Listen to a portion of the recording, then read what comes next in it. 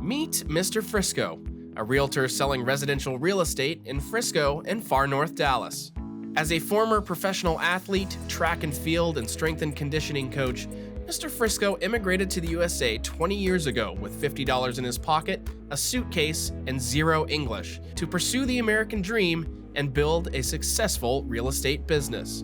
Hardworking, persistent, customer service, and detail-oriented, Mr. Frisco strives to secure a smooth closing on his client's biggest investment, their home. He puts his experience and knowledge to serve his clients the best way possible. Building his business by referral allows him to maintain relationships with his clients and serve them even after the transaction is closed. This is Frisco Realty News with Mr. Frisco. Hello everyone, welcome to the Mr. Frisco Podcast, where real talk meets real estate, local vibes, and the people shaping Frisco's future. Here's what I have got for you today. First, we will review the latest Frisco housing market numbers, and I will explain what the current trends mean for local buyers and sellers. In today's buyers and sellers tips, we will answer an important question. Is there really best time of year to buy or sell a home? And does it matter at all?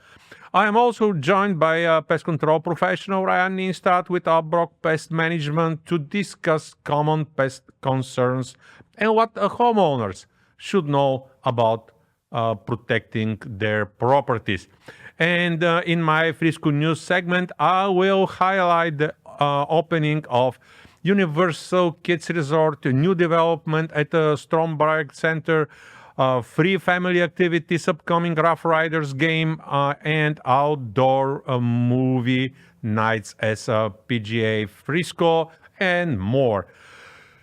All right, Frisco, now let's turn out our attention to the Frisco housing market and take a closer look at June's numbers, starting with the housing data. The latest Frisco housing numbers are in, and we are seeing more homes, strong closed sales, but one important warning sign for the months ahead.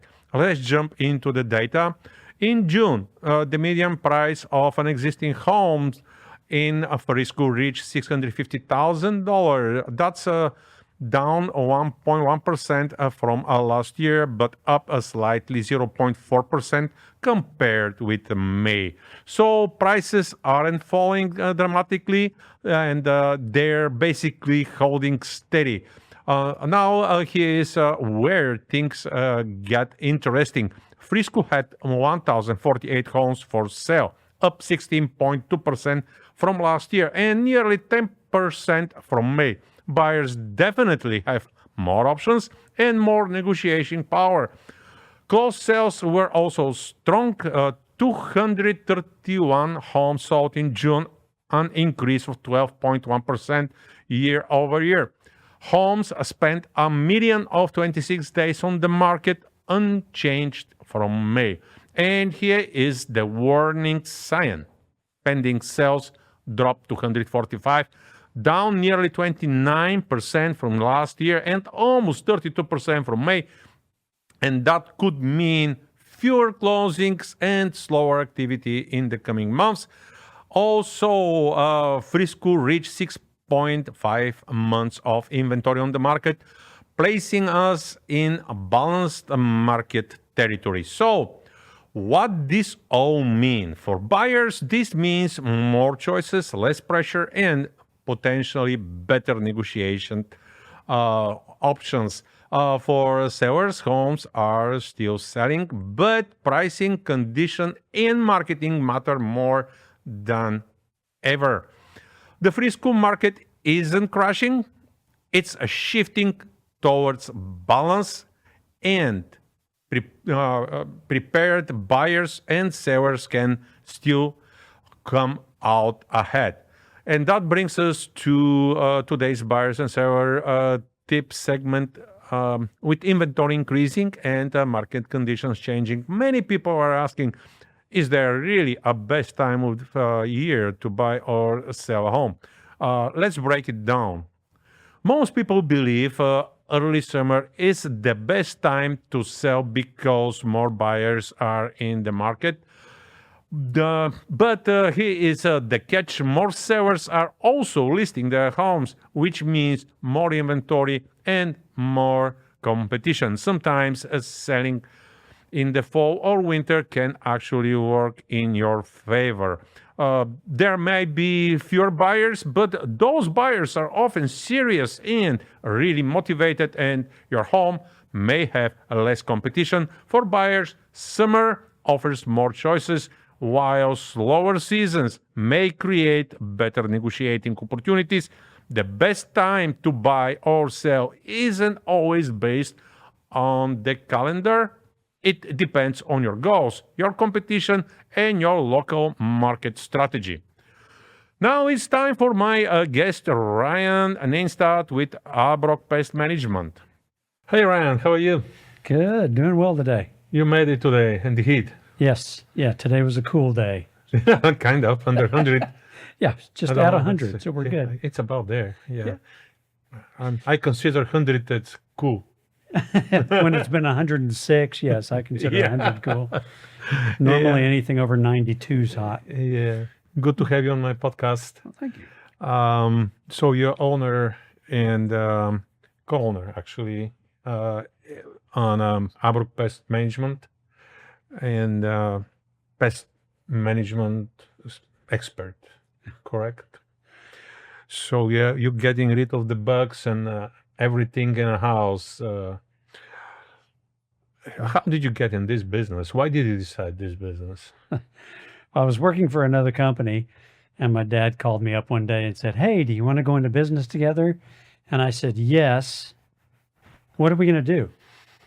And he'd already been working in the pest control industry for another company, and so I said yes. So we did all the paperwork, and so now it's been 26 years of being in business in the DFW area, and we cover a large area. So actually, you started the company with your dad. Actually, he started it with you, or doesn't matter? Yeah, we started it as a Together. 50-50 partnership. Okay. So, and now he's retired, kind of taking a step back, and he'll do some of the books once in a while, but he's not doing any of the day-to-day stuff. Yeah. I get to do all that now. Oh, it's time someday to retire, you know. It's enough. So because I'm a realtor and it is, I have clients, they call me, man, I have bugs here, I have rats, I have, what actually is the most common pest problem in DFW area with the homeowners? Probably our biggest problem will be ants, all kinds of varieties of ants. So from odorous house ants, which are just nuisance ants, Argentine ants, another nuisance ant, to the little bitty black pharaoh ant that crawls across your kitchen sink that people have all kinds of wonderful names for. And then you get into carpenter ants and acrobat ants. So we cover a lot of ants. Probably the one that scares the people the most are the giant roaches that everybody loves to call a water bug, but it's not a water bug. It's an American cockroach, and it scares people because they tend to fly and scamper around the kitchen at night and just, scare the heck out of you. And then nobody's a big fan of the rats because they're come crawling through the attic, making noise on the sheetrock in the middle of the night, and just kind of giving people the willies down your back. How about the squirrels? Squirrels are always present. They'll do a lot of damage. They'll eat the eaves and the overhangs of the house, and something to watch out, especially when you have a house that you want to put on the market, or you have someone looking. You see these giant, great big holes chewed out of the eaves.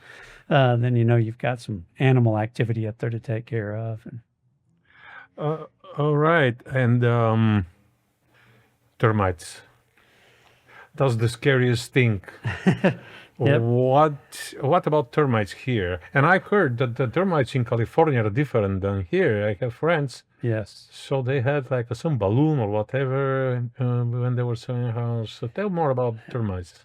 Yeah. So termites typically tend to be the most the more expensive thing to treat on the house that people have to take care of. But they're also one that I think is easier to take care of with the great chemicals we have now. So just staying on top of that. But we have an eastern subterranean termite that lives in the ground, and it will build a mud shelter tube, or it will come in through a crack in the slab on the inside or around a plumbing pipe, and it will come in and it will eat the wood in your house. So paper products, cellulose, sheetrock paper, your moldings, wood flooring, the wood framing, it truly eats that, opposed to a carpenter ant that just excavates it and makes holes in it. So we have that's the biggest termite. Occasionally you'll get a dry wood on some imported wood, or Formosan termites. And Formosan termites are very aggressive. They will eat probably 6 times the amount that a regular termite will. So if you have a good, healthy eastern subterranean termite colony, you'll have 60,000 members. You have a good, healthy Formosan termite, you have 1 million members. So you're eating quite a bit more. All right. How the homeowners could prevent all of this happening? Any tips, anything that they can do is before you walked in there? Yeah. So one really good thing that you can do as a homeowner is to keep the foundation around your house cleaned up. Don't let the dirt get higher than your foundation edge and brick line. Always keep that line exposed. Don't let moisture build up around the foundation and just sit, although we need some moisture to keep the foundation in place. So there's a good balance there. Keep leaves down. Don't let old wood touch the house. Don't leave your wood pile up against the house foundation. Don't hide the foundation with your nice landscaping stones and stuff. Always keep that footing visible. And which also help with ants and stuff, but keep the leaves down. Don't let leaf piles kind of build up underneath the shrubs and that. Also, as your shrubs age, all these hollies that we have that, get to 25 years old and they've got little hollow voids in them, termites are probably eating those roots too as they're sitting on the foundation. So it's good to do some landscape maintenance and clean out the old shrubs and bring some stuff back to life and refurbish some stuff. So all those will help. All right. That's about termites. How about the rest? For example, it wasn't at home, but our car was eaten by, actually the wires were eaten by rats, and I know my friends at home, they got eaten by rats or mice, whatever. Yeah, some of the car manufacturers are using a soy product in their wiring harnesses, and that soy product acts as a lubricant, but it also probably flexibility in the wiring, but it adds as an attractant to rats. So keeping the car to where, don't let them sit too long, to where rats will feel comfortable coming and living in the hoods and things like that. They're going to be real prone to do that on warm or on cold days when you've come home, the engine's warm, they'll crawl up in there to stay warm. But just trying to keep all the other things around your house clean. So if you keep all those other things picked up that we were talking about just in general maintenance, you're not giving harborage for a rat colony to build up in a wood pile that then will want to come over and visit and eat the wiring harness of your car. So trying to do some things that keep them as far away as possible. I know there's a lot of people that don't feel great about baiting rats around the house. And so if you're going to do that, just find a good bait that has no secondary kill. So you'll kill the primary object of the rat, keep it out of the hood, but not to kill then the dead rat picking up a cat or something, picks it up and then it kills the cat.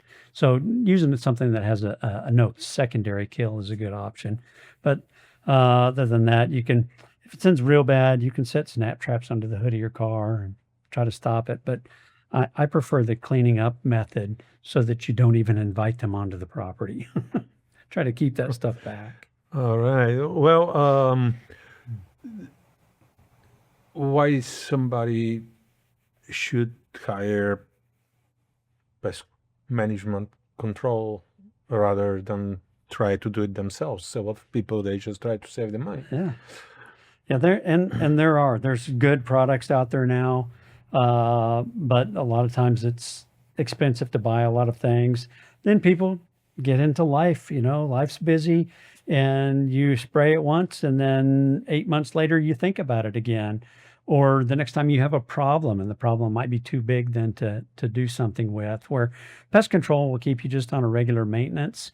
We take care of all that. We take care of worrying about that. So in my truck, I probably have 50 different options of things that I keep, so that when I show up and I have a specific insect that I need to take care of, I have something specific to take care of it with, rather than a homeowner having those 50 things on a shelf. I keep them with me. So it cuts down on you going back and forth to the store trying to figure out, do I need this, or do I need this, or do I need this? Especially with ants in the kitchen. There are some ants that crawl across your kitchen countertop that people will want to spray, and all you're doing is dividing the colony. So if you don't use the right bait, and they may not want a protein bait, they might want a sweet bait. So having the right bait to give them at the right time will ensure success in getting rid of that. And those are things that I've learned and know from being in the industry, and can help take care of those, and that way the homeowner doesn't have to remember all of the things that I've had to remember.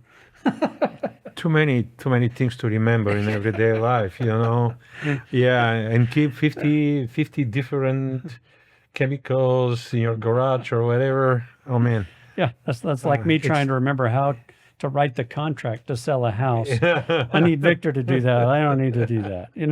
Yeah, that's true. All right. So if somebody would like to use your service, how could they reach out?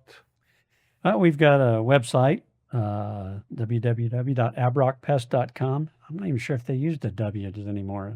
So abrockpest.com. We've got a little presence there on Facebook under the same name, and see one of our trucks, pull the number, give us a call. All right, you're everywhere. Okay, well, thank you, Vanna. Thank you very much for attending my podcast, and I'll see you around. Thank you very much, Victor. I very much appreciate it. Always. Good to see you.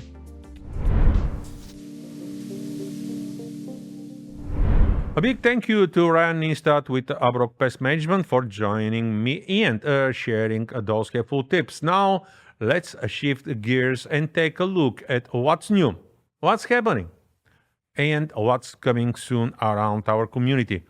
It's time for Frisco News. Universal Kids Resort officially opened on July 1st, bringing 7 themed lands, family attractions, entertainment, and a colorful new hotel to North Frisco. Over at Stonebriar Centre, construction continues on Dick's House of Sport, a new concept combining sporting goods, shopping with interactive activities. Looking for something fun and free? Play night at the Frisco Discovery Center happens July 31st from 6 to 8 p.m. with a free museum admission, live music, and family activities. Sports fans can catch the Frisco RoughRiders at home against Corpus Christi beginning July 28th. And in August, grab your chair and blankets for outdoor movie nights at PGA Frisco. There is always something new happening right here in Frisco. Thanks for tuning in today, and if you enjoyed this episode, be sure to subscribe to my podcast for more insights on Frisco's best spots, local events, and the housing market. Until next time.